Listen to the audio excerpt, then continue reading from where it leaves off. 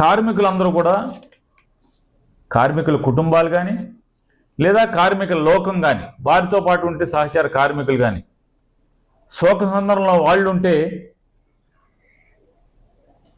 రాష్ట్ర ప్రభుత్వం నుంచి వెళ్ళినటువంటి మంత్రులు వాళ్ళని ఓదార్చి వాళ్ళకి స్థైర్యాన్ని ధైర్యాన్ని ఆ కుటుంబాల్లో సాటి కార్మికుల్లో నింపాల్సినటువంటి బాధ్యత గురుతర బాధ్యతతో వెళ్ళినటువంటి రాష్ట్ర మంత్రులు వాళ్ళు వెళ్ళి అక్కడ ప్రవర్తించినటువంటి తీరు చూస్తుంటే అసలు సంస్కారం మర్చిపోయారా? ఇవాళ మనందరికీ సమాజంలో చూస్తుంటాం, మన ఇంట్లో ఎవరన్నా చచ్చిపోయి శ్మశానానికి అంతిమయాత్ర జరుగుతుంటే ఆ పార్థివ దేహం మీద పూలు, చిల్లర పైసలు, లేదా కొన్ని చోట్ల మరమరాలు, కొన్ని చోట్ల అటుకులు, కొన్ని చోట్ల కాయగూరలు కూడా జిమ్ముతూ ఉంటారు వారి వారి ప్రాంతాల్లో వారి వారి కులాచారం సాంప్రదాయాలను బట్టి. విశాఖపట్నంలో చిల్లరతో పాటు పూలు జిమ్మేటువంటి సాంప్రదాయం ఉంది. ఇవాళ వీళ్ళ తీరు చూస్తుంటే ఆ పార్థివ దేహాల మీద జిమ్మినటువంటి పైసలు ఏరుకునేటువంటి వారి తంతు వీరి తంతు ఒకలాగా లేదా? వారి మనస్తత్వం ఇంత నీచంగా ప్రవర్తిస్తారా? ఏం చేయాలి? మీరేం చేద్దామని వెళ్ళారు? మీ పాత్ర ఏంటి? మంత్రుల పాత్ర ఏంటి? మంత్రుల బాధ్యత ఏంటి? పోయిన ఇంట్లో గుండాకి చచ్చిపోతే వేరు, మామూలుగా మిమ్మల్ని ఎవరు ఏం ప్రశ్నించరు. కానీ అక్కడ యాజమాన్య బాధ్యత రాహిత్యం, యాజమాన్య కక్కుర్తి వల్ల కాస్ట్ కటింగ్ అనేటువంటి తప్పుడు ఆలోచన మూలంగా పనిభారం పెరిగి ఇవాళ అసూలు బాస్తే 8 మంది మనుషులు చనిపోతే ఏం చెప్పాలి? మీరు ధైర్యంగా ఉండండి, మీ ఇంట్లో మరణించే వారిని మేము తీసుకురాలేం, మీ కుటుంబాలకు మేము అండగా ఉంటామని చెప్పాల్సింది పోయి ప్రమాదం జరిగిన చోట మాట్లాడతారు. ఎందుకు మాట్లాడరు?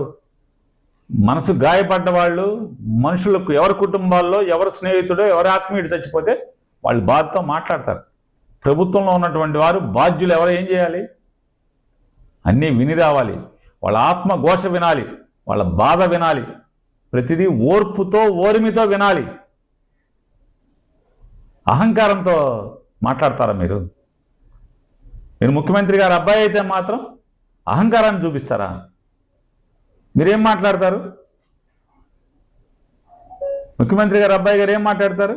మీ ఇంటి వాళ్ళు చచ్చిపోయారా అని అడుగుతారు. మరి మీరు అధికారం లేనప్పుడు ఏ చావుకైనా వెళ్ళి మీరు ప్రశ్నించినప్పుడు వాళ్ళు మీ ఇంటి వాళ్ళు చచ్చిపోయారని వెళ్తున్నారా? మీరు ఇవాళ ఏం చేద్దామని వెళ్ళారు? మీ ఇంటి వాళ్ళు చచ్చిపోయారని వెళ్ళారా? మీ ప్రభుత్వం నుంచి, రాష్ట్ర ప్రభుత్వం నుంచి చిల్లి కాని ఇవాళ ఏమన్నా ప్రకటించారా మీరు?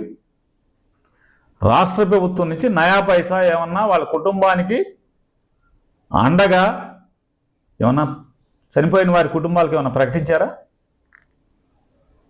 25 లక్షలు మీ పుణ్యమా? 2011లో పెద్ద ఎత్తున ప్రమాదం జరిగితే ఆ ప్రమాదంలో ఎంతోమంది అసూలు వాస్తే కార్మిక లోకం మొత్తం కూడా స్తంభింపజేస్తే ఫ్యాక్టరీని నాడున్నటువంటి యాజమాన్యం 2011లో నాడున్నటువంటి యాజమాన్యం అప్పుడు వరకు 2 లక్షలు 1.5 లక్షలు ఇచ్చేటువంటి నష్టపరిహారాన్ని 25 లక్షల రూపాయలు ఆ రోజు ప్రకటించడం జరిగింది, ఇవ్వటం జరిగింది. మీరు కొత్తగా ఇచ్చేదేంటి? ఈ రాష్ట్ర ప్రభుత్వానికి సంబంధించినటువంటి ఉప ముఖ్యమంత్రి గారు లేదా యథార్థ ముఖ్యమంత్రి గారు ఈ ఇద్దరు వెళ్ళకపోయినా కూడా వచ్చేది అదే 25 లక్షలు కదా. మీరేమి ఇప్పించలేదు కదా, కొత్తగా మీరేమి ఇప్పించలేదు కదా. మరి మీకెందుకు ఈ అహంకారం? ఎందుకు ఈ శవాల మీద డబ్బులు జిమ్మినటువంటి పైసలు ఏరుకునేటువంటి మనస్తత్వం? తప్పు కదా. నోరు ఎంత కంట్రోల్లో ఉండాలి అధికారంలో ఉన్నప్పుడు? ఏం మాట్లాడతారు? మీ ఇంట్లో వాళ్ళు చచ్చిపోయారా అని.